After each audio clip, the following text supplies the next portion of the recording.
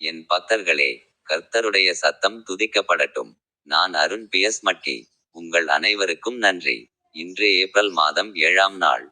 இது 2025ஆம் ஆண்டின் 4வது மாதம். ஜார்க்கண்ட் மாநிலத்தின் லோஹர்தகா மாவட்டத்தில் உள்ள தியோதரியா கிராமத்தின் காடுகளின் முதல் நாள் இன்று.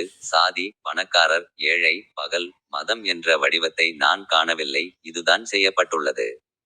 இவர்களால் சானியத் புராட்டஸ்டன்ட் கிராம திருச்சபையின் முண்டா புராட்டஸ்டன்ட் பழங்குடி சகோதர சகோதரிகள் வெற்றியின் உரிமையை பெற்றுள்ளனர்.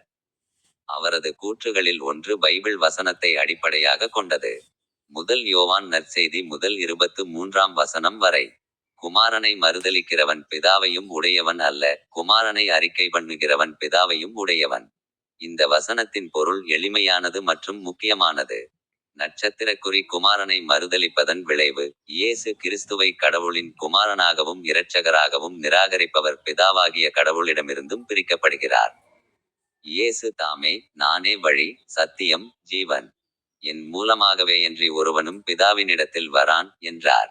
எனவே இயேசுவை நிராகரிப்பது பிதாவாகிய கடவுளையும் நிராகரிப்பதற்கு சமம். நட்சத்திரக்குறி குமாரனை ஏற்றுக்கொண்டதன் விளைவு. இயேசு கிறிஸ்துவை கடவுளின் மகனாகவும் இரட்சகராகவும் ஏற்றுக்கொள்பவர் பிதாவாகிய கடவுளுடனும் ஒரு உறவை கொண்டுள்ளார். இயேசு கிறிஸ்துவின் மூலமாக மட்டுமே நாம் பிதாவாகிய தேவனிடம் வந்து அவரோடு நீதியான உறவை கொண்டிருக்க முடியும். இந்த வசனத்தின் முக்கிய தாக்கங்கள். நட்சத்திரக்குறி இயேசு கிறிஸ்துவின் தனித்துவமான பங்கு. இந்த வசனம் இயேசு கிறிஸ்துவின் மையமான மற்றும் இன்றியமையாத பங்கை வலியுறுத்துகிறது.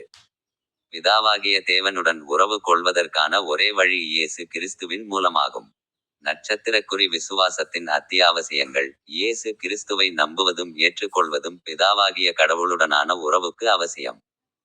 நட்சத்திரக்குறி அவநம்பிக்கையின் விளைவு. இயேசு கிறிஸ்துவை நிராகரிப்பதன் கடுமையான விளைவு பிதாவாகிய கடவுளிடமிருந்து பிரிந்து செல்வதாகும்.